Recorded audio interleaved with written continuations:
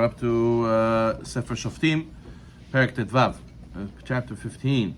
So we're talking about Shimshon and Gibor, and we see that he married the Plishti woman. He made a riddle, and then he found that they cheated to get the answer, and he got upset at them. So he started making a war against them. He only paid them half of the bet, and he has a lot of problems with the Plishtim.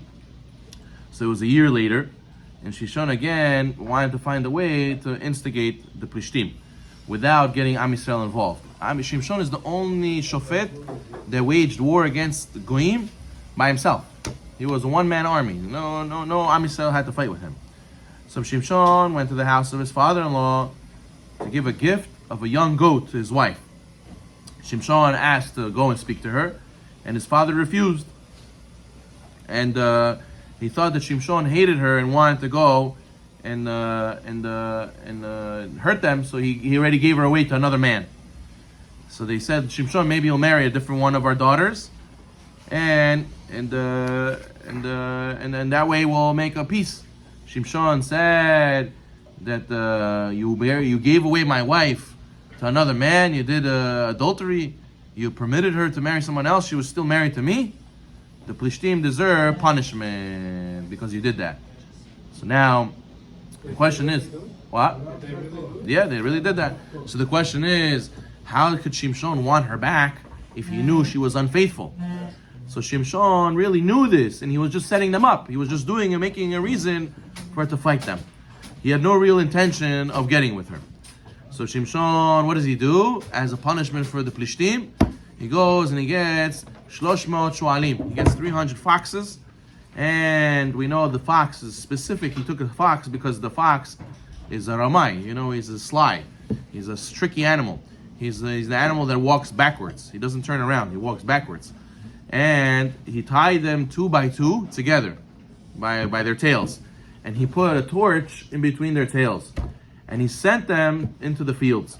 So that way, all these quickly, he can make it's like, can you imagine the fighter jets today? They drop bombs very quickly over a big piece of land.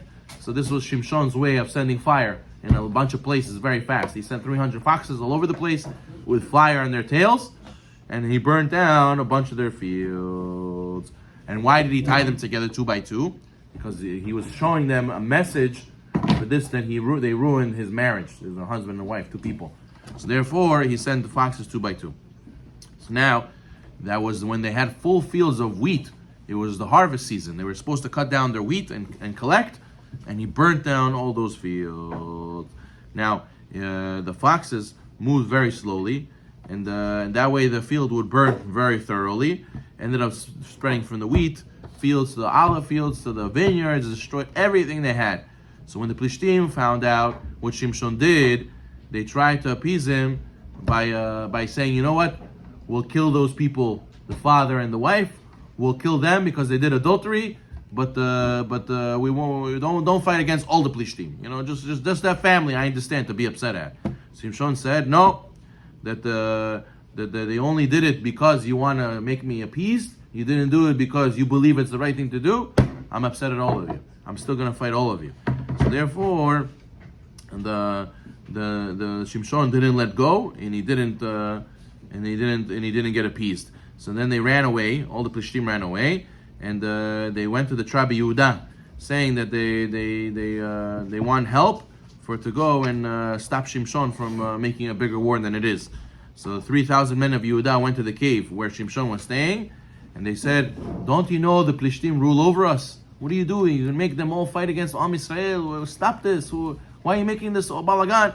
So Shimshon told them, "No, they did this to me. They did that to me. They deserve it. I have to punish them." And they said, "Listen, we have to tie you up. They sent us to go and arrest you. You just play along, so that way the Plishtim don't get upset at us, right? And but we know, we trust you. We trust Hashem." So they said, "We'll even tie it very loose, so that way you can just break out of it and do what you need to do." So then he agreed, and they bound Shimshon in ropes, and they showed the Plishtim as if, yeah, we arrested Shimshon. Don't worry, everything's taken care of. So all of a sudden, he was amongst all the Plishtim. All the Plishtim thought it was safe, And then he got his power, his spirit of Hashem. He ripped off the ropes, and he found a jawbone of a donkey. He found a jawbone of the donkey. That's the only weapon he had. And he went and he killed 1,000 plishtim in that mount, on that hill. And he said, with a jawbone of a donkey, I killed 1,000 men. After he finished winning that battle, the Navi says Shimshon became very weak. He became exhausted. He couldn't even hold the bone anymore. He was so tired, and he fell, and he was thirsty. And he was dying of thirst. He couldn't move. And therefore he prayed to Hashem, after this great victory, I'm going to die from being tzameh, I'm going to die from thirst. So then Hashem made a miracle, and he was able to drink from the jawbone. It was like a Be'er Miriam. From the rock came water, from the jawbone came water, and Hashem made it that Shimshon could drink, and he answered his prayers. Ended up being that ever since his mother was visited by the Malach, we know she raised them according to Kushat Ha'ara of Nizirut. But again, you see that the power, what it gave him, the ability to make such miracles upon miracles, to kill 1,000 men with a bone, and to drink water out of that bone also. It was a huge miracle that Shimshon, being a Nazir, was able to get. He ended up being a Shofet for 20 more years, but you should know that in the end, the Plishtim capture him. In the end, he meets another woman named Delilah. We're going to see that she finds out the secret to his strength, which is his hair, and they're going to cut off his hair, and they're going to take away his strength. But we're going to see that next chapter. But interesting, the Gemara says in Sechet Sotah that why did he take foxes, shoalim? Why did he take shoalim? Because they're the trickiest animals, and he wanted to use them as revenge. Why? Because the Shimshon said the fox walks backwards, right?